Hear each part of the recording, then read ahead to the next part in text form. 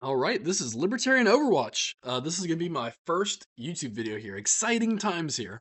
So I know I had done the weekly intel drop on Substack for a while, and for a while, I mean, I did it twice.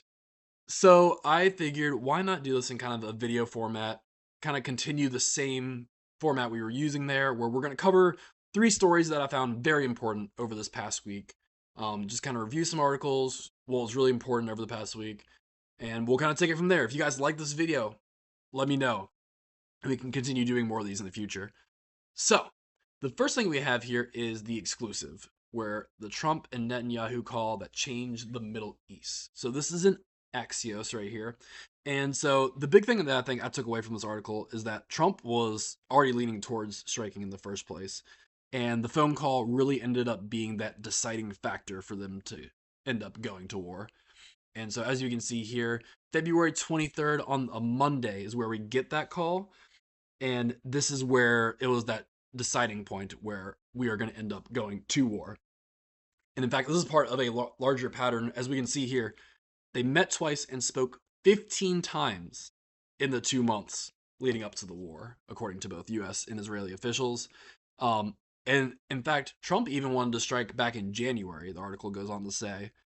Now, when we're looking at the timeline as well here, it gets a little confusing after a while. But the phone call happens on the 23rd. The 26th, Steve Witkoff and Jared Kushner are still meeting with leaders in Iran. So I think that's very important to mention in our timeline here.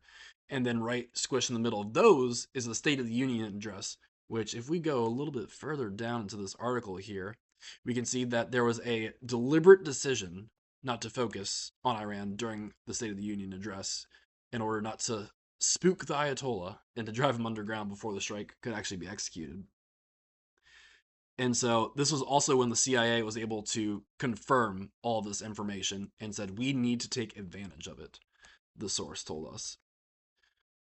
So, and this is also goes into yet another timeline where Netanyahu was planning on this happening at the end of March or around April.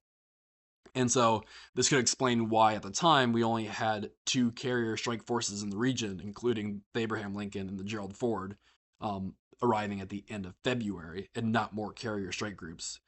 And in fact, this decision to kind of strike after this phone call did end up leaving a lot of Americans stranded, as we can see later on here.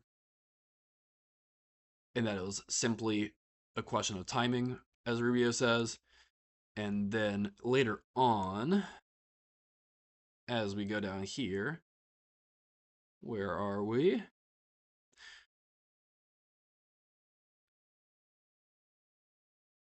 Oh, there it is. I knew it was here somewhere. I just had to go find it. Well, because it all happened very quickly. So, in essence, that's our story here. There's been a lot of important reporting coming from Ravid, I believe. A lot of different things continuing to be updated about this, especially about the Kurds. But for right now, I would say this is the most important article to kind of come out of Axios this week. Now, let's move on to Seymour Hersh. Seymour Hersh, I would consider one of the best journalists of all time. I know more recently there has been some criticism of his reporting, and when I say that, I'm mostly in reference to the article Putin's Long War that came out January 20th, 2026. And in fact, Larry Johnson has a really great article that I think you should check out on Substack, which is called The CIA Blatant Lies About Ukraine and Russia, Intentional or Just Trolling Psy? And in fact, in that Larry Johnson article, he had some.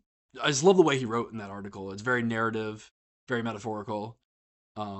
And in it, he says, I feel like I'm watching a basketball legend who is still trying to play the game, but he can no longer run or shoot the basketball. To continue the basketball metaphor, this latest article from Psy is an airball shot from the free throw line, and it doesn't even hit the rim. And there are a lot of things he hones in on in that article where he talks about how the Russian economy is doing much better than Psy has in that article, as well as the claim that Russia shut down all cell use and mobile internet service nationwide, which there's really no confirming of this. There's some blackouts and things like that. With all that being said, this is Seymour Hersh, who's behind the Abu Ghraib story, behind the My Lai massacre story. So, as a reporter, he is Very important, very influential. So I always find his writing very interesting, even if I think it is important at times to take whatever you read with a grain of salt. But anyways, let's get to this article we got here. This one says, is Trump a liability in his own war? And that Trump's loose lips may be undermining the war against Iran that he and Netanyahu started. So I think one of the most important things here is there are really kind of two reveals of things that Trump ended up saying that maybe they had not intended for him to say. And I think one of the biggest ones is kind of a quote that I'm sure people have seen online and things like that. If we scroll down a little bit, we'll be able to find that quote that I'm looking for. And so this is what we're looking for right here, that most of the people we had in mind as the future leaders are dead. The exact quote was, "The attack was so successful it knocked out most of the candidates," Trump said. "It's not going to be anyone that we were thinking of because they're all dead," which sounds kind of like an SNL skit at a certain point, but that's kind of where we're at right now. So I don't want to go ahead and share this full article because it is behind a paywall. But essentially, what we're getting at in this article is that quote that Trump said was maybe necessarily not supposed to be shared to the public. And then later on in the article, there is another part that they go into talking about some planning where the Kurds may be involved, with U.S. intelligence insider telling Hersh that the Kurds are armed and ready. He even says in the article that they're like on the border at this point. And as I talked about earlier with that article that he had in January 2026, I do want to point out that this one comes from a knowledgeable Israeli, which is, we'll have to see on the credibility of that source. But it does say that there was an agreement between Saudis and Egyptians of the Iranian army taking on the IRGC. And going back to that first part where we talked about how Trump said, well, most of the people we had in mind are dead. According to Hersh, that was actually part of the U.S. and Israeli operatives that are inside of the country. They're aiming to recruit future leaders of Iran from various groups, including perhaps from inside the IRGC. And so Hersh also says that now there's almost a witch hunt where they're trying to figure out if there's anyone from the IRGC who is leaking this information to U.S. and Israeli sources. So definitely an interesting article from Cy. I think this is actually probably one of my favorite articles from him in a little bit. The letter from London was a very brief one. I promise to you, I am a paid subscriber to Cy's material. I'm just logged in on a different Chrome kind of tab here. All right, and let's check out this last one here. This one's just kind of showing how the markets are currently reacting to everything. Of course, as we now know, the Strait of Hormuz is seeing a lot less traffic, so that is impacting our oil prices.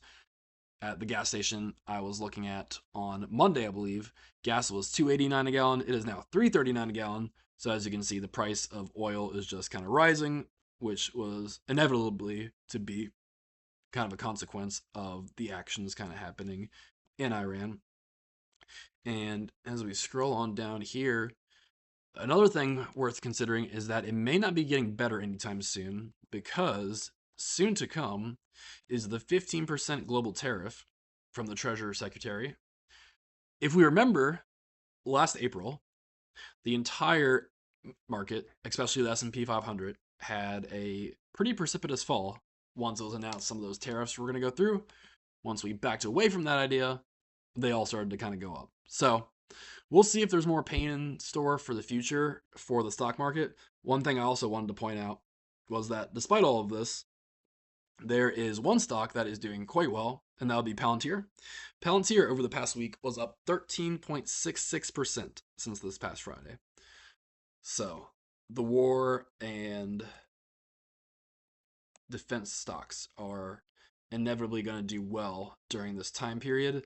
I was looking at GD and Boeing and things like that, and those ones actually are pretty flat, pretty neutral. Some are up like 2%, but seeing Palantir up 13% was to be expected at this point, I suppose. So that will be our first kind of intel drop, where we covered the Axios article, we covered the Seymour Hersh article, and we just covered some of the stock market. So if you enjoyed this, please let me know in the comment section below. If you're not subscribed on Substack, please consider subscribing on Substack, Libertarian Overwatch, and we're going to keep putting out some great content on there. Thank you all for watching.